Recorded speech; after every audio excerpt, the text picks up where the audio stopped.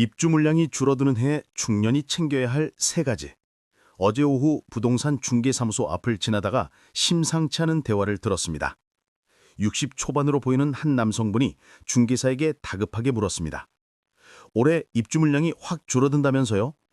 그럼 우리 아파트 값은 어떻게 되는 겁니까? 중개사가 고개를 끄덕이며 대답했습니다. 맞습니다. 올해가 변곡점입니다. 지금 준비 안 하시면 나중에 후회하실 겁니다. 그 말을 듣는 남성분의 표정이 급격히 굳어졌습니다. 그 순간 저는 알았습니다. 올해가 중년들에게 얼마나 중요한 해인지를. 그날 저녁 여러 자료를 찾아봤습니다. 놀라운 사실을 발견했습니다. 올해부터 신규 아파트 입주 물량이 급격히 줄어든다는 것입니다. 지난 몇 년간 쏟아져 나왔던 물량이 확 줄어듭니다. 이것이 부동산 시장에 어떤 영향을 미칠까요? 그리고 중년들은 무엇을 준비해야 할까요? 혹시 여러분도 이 변화를 느끼고 계신가요? 아니면 아직 무엇을 해야 할지 막막하신가요? 오늘 이 이야기를 끝까지 들으시면 올해 반드시 챙겨야 할 세 가지를 명확히 아시게 될 겁니다. 한 50대 후반 남성분의 이야기부터 시작하겠습니다. 그분은 2년 전 경기도 신도시에 아파트를 샀습니다. 당시에는 가격이 적당했습니다. 주변에 신규 분양이 많았고 미분양도 쌓여 있었습니다. 공급이 넘쳐나니 가격이 오를 이유가 없었습니다. 그분은 만족했습니다. 저렴하게 샀다고 생각했습니다. 주변 사람들도 잘 샀다고 했습니다. 앞으로 더 떨어질 거라는 예측도 있었지만 개의치 않았습니다. 실거주 목적이었으니까요. 그런데 올해 들어 분위기가 달라졌습니다. 주변에서 매물이 줄어들기 시작했습니다. 팔려고 내놓는 사람이 없었습니다. 오히려 사려는 사람들이 늘었습니다. 가격도 조금씩 오르기 시작했습니다. 중개사에게 물었습니다. 왜 이런 현상이 벌어지는 거냐고. 중개사가 설명했습니다. 올해부터 입주 물량이 확 줄어든다고. 지난 몇 년간 엄청나게 분양했던 아파트들이 이제 거의 다 입주했다고. 앞으로 몇 년간은 신규 물량이 별로 없다고 했습니다. 그 말을 듣는 순간 무릎을 쳤습니다. 그래서 분위기가 바뀌는구나. 공급이 줄어드니 희소성이 생기는구나. 수요는 있는데 공급이 없으니 가격이 오를 수밖에 없구나. 이해가 됐습니다. 하지만 동시에 걱정도 들었습니다. 자신은 이미 집이 있으니 괜찮습니다. 하지만 자식들은 어떡하나? 아직 집이 없는데 지금 사야 하나 기다려야 하나? 고민이 깊어졌습니다. 그날 밤 가족회의를 했습니다. 아들이 결혼을 앞두고 있었습니다. 집을 마련해야 했습니다. 전세로 시작할 생각이었습니다. 하지만 아버지는 생각이 달랐습니다. 지금 사는 게 낫지 않겠냐고 했습니다. 아들은 반대했습니다. 지금 집값이 너무 비싸다고. 좀 더 기다리면 떨어질 거라고. 하지만 아버지는 고개를 저었습니다. 이번엔 다를 것 같다고. 입주 물량이 줄어드는 해라서 오히려 오를 수도 있다고 했습니다. 결국 아들을 설득했습니다. 작은 평소라도 사라고 했습니다. 지금 안 사면 나중에 더 비싸질 거라고 했습니다. 아들이 마지못해 동의했습니다. 20평대 소형 아파트를 계약했습니다. 석 달이 지났습니다. 아들이 계약한 아파트 값이 벌써 올랐습니다. 1,000만 원 넘게 올랐습니다. 아들이 고마워했습니다. 아버지 말을 들어서 다행이라고. 조금만 늦었어도 못 샀을 거라고 했습니다. 그분은 말합니다. 타이밍이 중요하다고. 입주 물량이 줄어드는 해라는 것을 알았기에 결단을 내릴 수 있었다고. 이런 정보가 얼마나 중요한지 깨달았다고 합니다. 이제 첫 번째로 챙겨야 할 것을 말씀드리겠습니다. 바로 입지 좋은 소형 아파트입니다. 왜 소형일까요? 입주 물량이 줄어들면 가장 먼저 반응하는 것이 소형입니다. 실수요자들이 찾기 때문입니다. 신혼부부, 사회초년생, 1인 가구. 이들이 가장 필요로 하는 것이 소형 아파트입니다. 대형은 부담스럽습니다. 소형이 딱 맞습니다. 수요는 많은데 공급이 줄어들면 가격이 오를 수밖에 없습니다. 특히 역세권이나 학군이 좋은 곳의 소형은 더욱 그렇습니다.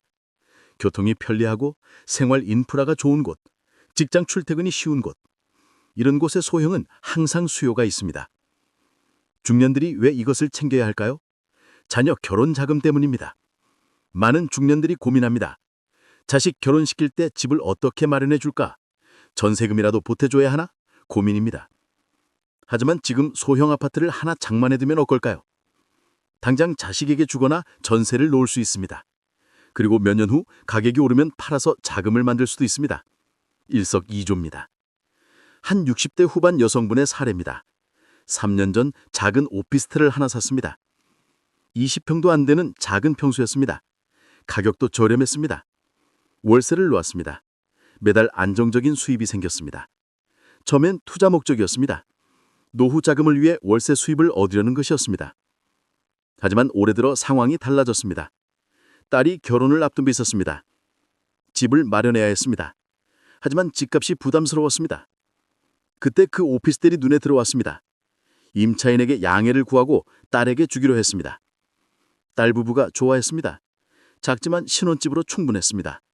교통도 편리했고 생활하기도 좋았습니다. 무엇보다 전세금이나 대출 걱정 없이 시작할 수 있었습니다. 그분은 말합니다.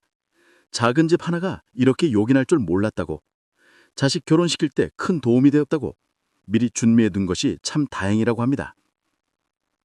이제 두 번째로 챙겨야 할 것을 말씀드리겠습니다. 바로 재건축 가능한 구축 아파트입니다. 입주 물량이 줄어들면 기존 아파트의 가치가 올라갑니다. 특히 재건축 가능성이 있는 구축은 더욱 주목받습니다. 왜 그럴까요? 순교 아파트가 없으니 사람들이 기존 아파트를 찾습니다. 그중에서도 재건축이 될 가능성이 있는 곳은 매력적입니다. 낡은 아파트를 사서 몇 년 살다가 재건축으로 새 아파트를 받을 수 있으니까요. 특히 서울이나 수도권 핵심 지역의 구축은 더욱 그렇습니다. 입지가 좋은 곳, 역세권, 학군 좋은 곳, 이런 곳에 오래된 아파트는 재건축 기대감이 큽니다. 한 50대 중반 남성분의 이야기입니다. 1년 전 서울 외곽에 30년 된 아파트를 샀습니다. 주변에서 말렸습니다. 왜 낡은 아파트를 사냐고, 신축을 사라고 했습니다. 하지만 그분은 확신이 있었습니다. 이 단지는 조만간 재건축이 될 거라고, 입지가 좋고 용적률도 낮아서 재건축 가능성이 높다고, 신축보다 훨씬 저렴하게 샀습니다. 1년이 지났지만 재건축 추진이 가시화되고 있습니다. 주민 동의율도 높습니다. 조합 설립을 준비 중입니다. 아파트 값도 올랐습니다. 1년 만에 상담이 올랐습니다. 무엇보다 앞으로 기대됩니다. 재건축이 되면 새 아파트를 받을 수 있습니다. 분담금을 내야 하지만 그래도 시세보다 훨씬 저렴합니다. 노후 취거 문제를 해결할 수 있습니다. 그분은 말합니다. 입주 물량이 줄어드는 시기에는 재건축 구축이 답이라고, 신축은 비싸고 오를 여력도 없다고, 하지만 재건축 가능 구축은 저렴하면서도 미래 가치가 크다고 합니다. 중년들에게 재건축 구축이 중요한 또 다른 이유가 있습니다. 바로 실거주 목적입니다. 중년이 되면 주거 안정이 중요합니다. 노후에 살 집을 확보해야 합니다. 재건축 구축을 사면 일단 저렴하게 입주할 수 있습니다. 몇 년 살다가 재건축이 되면 새 아파트로 이사갑니다. 추가 비용은 들지만 처음부터 신축을 사는 것보다 훨씬 저렴합니다. 이제 세 번째로 챙겨야 할 것을 말씀드리겠습니다. 바로 현금 유동성입니다. 입주 물량이 줄어드는 시기에는 기회가 옵니다. 하지만 그 기회를 잡으려면 현금이 필요합니다. 많은 중년들이 자산은 있지만 현금은 부족합니다. 부동산에 묶여 있거나 주식에 묶여 있습니다. 당장 쓸 수 있는 돈이 적습니다. 그래서 기회가 와도 못 잡습니다. 한 60대 후반 남성분의 후회담입니다. 작년에 좋은 매물이 나왔습니다. 금매였습니다. 시세보다 훨씬 저렴했습니다. 사고 싶었습니다. 하지만 현금이 없었습니다. 부동산을 여러 채 갖고 있었습니다. 하지만 전부 전세를 놓고 있었습니다. 8년이나 시간이 걸렸습니다. 대출을 받으려 했지만 한도가 부족했습니다. 결국 기회를 놓쳤습니다. 몇 달 후 그 매물은 다른 사람이 샀습니다. 그리고 가격이 올랐습니다. 지금은 당시보다 2천만 원 넘게 올랐습니다. 그분은 후회합니다. 현금만 있었어도 샀을 텐데. 그 후로 그분은 현금 유동성을 확보하기 시작했습니다. 부동산 한 채를 팔았습니다. 전세를 월세로 전환했습니다. 현금 흐름을 만들었습니다. 다음 기회를 위해 준비했습니다. 왜 현금 유동성이 중요할까요? 부동산 시장은 타이밍입니다. 좋은 매물은 금방 나갑니다. 망설이면 놓칩니다. 그때 현금이 있어야 잡을 수 있습니다. 특히 입주 물량이 줄어드는 시기에는 더욱 그렇습니다. 좋은 입재 매물이 귀해집니다. 나오면 금방 거래됩니다. 현금을 들고 기다리는 사람이 다져갑니다.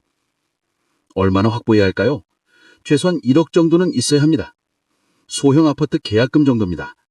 이 정도면 기회가 왔을 때 일단 잡을 수 있습니다. 잔금은 대출이나 다른 방법으로 해결할 수 있습니다.